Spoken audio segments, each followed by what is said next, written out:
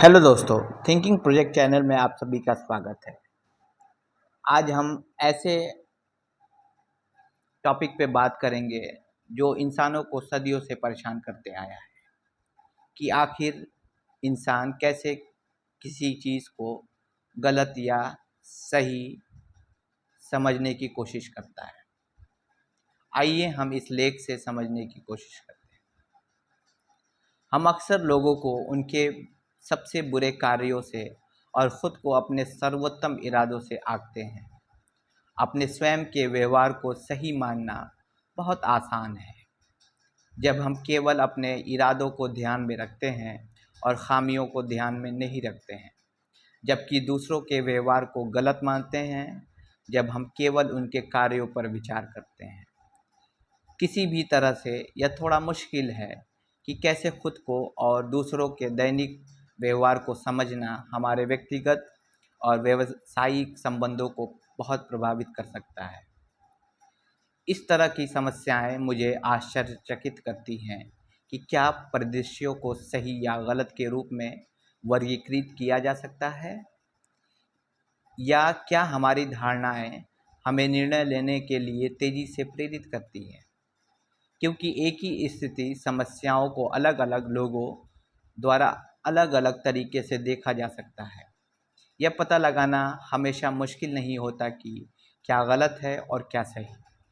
चरम सीमाओं पर सवाल उठाना बुद्धिमानी नहीं लगती, क्योंकि ऐसी क्रूर और भयानक चीज़ें होती हैं जो निश्चित रूप से गलत होती हैं और कुछ अच्छे काम निश्चित रूप से सही होते हैं। मैं रोज़मर्रा की ज़िंदगी के दौरान हमारे हर छोटे मोटे कार्यों में सही और गलत की स्पष्टता पर सवाल उठाने के लिए अधिक उत्सुक हूँ। यह बिल्कुल स्पष्ट है कि नैतिक मूल्य, विश्वास प्रणाली और धारणाएं अलग अलग लोगों को अलग अलग सोचने पर मजबूर करती हैं। ये कारक हमारे मस्तिष्क की निर्णय क्षमता को प्रभावित करते हैं और हमारी अपनी सीमित जानकारी और धारणाओं के आधार पर लगभग सभी स्थितियों में बहुत पहले ही हमें सही मान लेते हैं। किसी सही या गलत कार्य को अलग करके नहीं देखा जा सकता। यह परिस्थितियों और अंतर्निहित उद्देश्य पर निर्भर करता है। आइए उदाहरण के लिए हालिया कानून को जान लें। भारत के सर्वोच्च न्यायालय ने भारतीय दंड संहिता की धारा 377 को रद्द कर दिया। किस कारण से न्यायालय ने गलत होने से सही होने में परिवर्तित किया? इस मामले में जिन्होंने शुरू में कानून बनाया वे गलत हैं, या जिसने अब नियम बदला वो गलत है, या इस धारणा प्रभाव पर आधारित है कि मानव व्यवहार कैसे बदलता है? मैं सही हूँ, वे गलत हैं का प्रारंभिक निष्कर्ष ज़्यादातर हमारी पूर्वकल्पित धारणाओं और रूढ़िवादी सोच के कारण होता है। यह रूढ़िवादी सोच संभावित रूप से किसी व्यक्ति को दूसरों की धारणाओं, विचारों और राय के बारे में अतिरिक्त विचार देने से रोक देती है। मनुष्य के रूप में हमारे निर्णय निष्कर्ष हमें प्रिय है और हम दूसरों द्वारा गलत साबित होने से नफरत करते हैं। दुनिया को किसी और की नज़र से देखने पर एक अलग नज़रिए सामने आते हैं। यह अस्पष्ट क्षेत्र निश्चित रूप से सोचने लायक है कि इसमें कुछ तथ्य शामिल होंगे। जो चीज़ आपको सही लगती है, हो सकता है कि दूसरा व्यक्ति उसे उतनी तीव्रता से न देखे।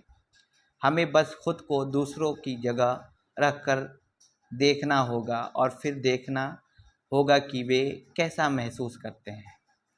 तब हम समझेंगे कि वे क्यों प्रतिक्रिया दे रहे हैं, या वे ऐसा व्यवहार क्यों कर रहे हैं जैसा वे व्यवहार करते आ रहे हैं। हमें निष्पक्ष रहने की ज़रूरत है। नीचे दिए गए उदाहरण को लेते हुए, दोनों व्यक्ति अपने अपने दृष्टिकोण से सही हैं और एक दूसरे के दृष्टिकोण से गलत है, लेकिन क्या इसमें कोई तथ्य शामिल नहीं है? कभी कभी आपके लिए सही चीज़ किसी और के लिए गलत हो जाती है। प्रश्न यह है कि यदि वे एक ही पक्ष लेंगे तो क्या वे वही निर्णय लेने के लिए सहमत होंगे? क्या वे एक दूसरे के इरादों के अनुरूप होंगे? जीवन में सबसे कठिन चीज़ों में से एक है जो हमने शुरू में सही समझा था उसे छोड़ देना।